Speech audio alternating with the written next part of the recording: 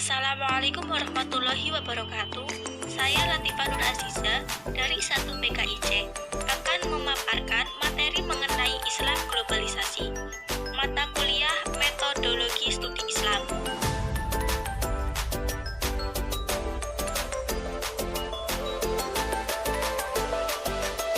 Islam menurut bahasa dan istilah yaitu hanya dengan kepatuhan dan ketaatan kepada kehendak Allah dan tunduk kepada hukum dan aturannya.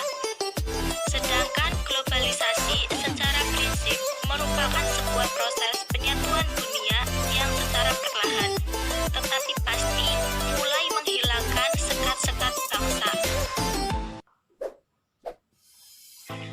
1. Pengertian Islam eksklusif.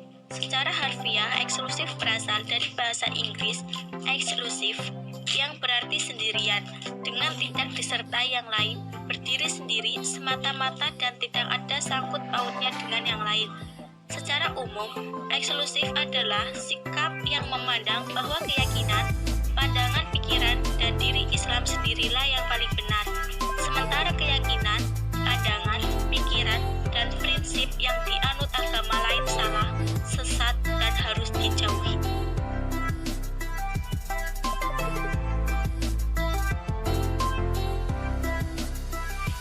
Faktor yang melatar belakangi Islam eksklusif. Yang pertama ada faktor doktrin ajaran, yaitu aliran yang menganggap agama-agama lain seperti Yahudi dan Kristen yang mulanya berasal dari Tuhan telah terjadi penyimpangan. Yang kedua ada pemahaman bahwa Islam sebagai agama yang dibawa Nabi Muhammad SAW dan bukan Islam dalam pengertian misi kepatuhan, ketundukan, serta keikhlasan beribadah kepada Allah. Paham demikian mengakibatkan mereka hanya menerima agama Islam saja dan tidak menerima agama lainnya.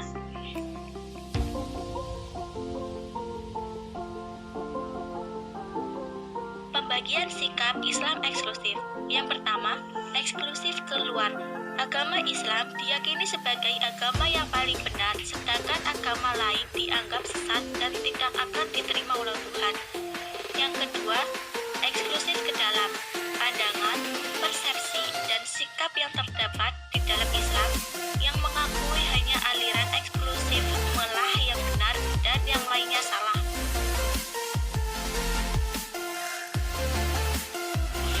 Ciri-ciri kaum eksklusif.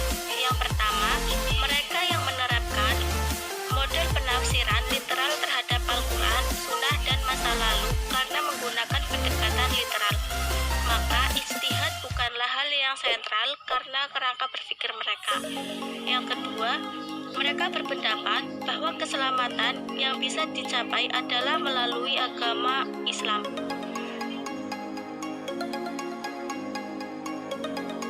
Yang kedua ada pengertian Islam inklusif.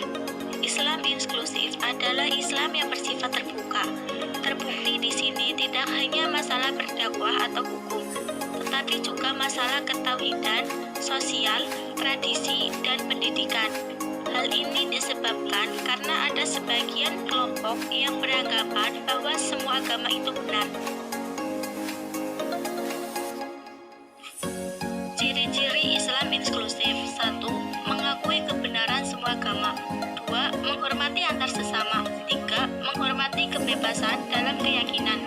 4. Menghormati adat atau kebiasaan masyarakat. 5. Berpegang pada Al-Quran dan Sunnah. Yang keenam, terbuka terhadap pendapat atau kritikan dari agama lain.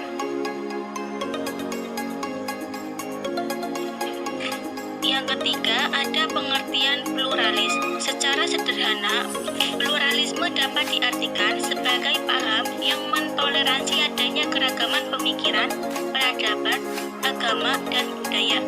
Bukan hanya menoleransi adanya keragaman pemahaman tersebut, tetapi mengakui kebenaran masing-masing pemahaman, setidaknya menurut logika para pengikutnya.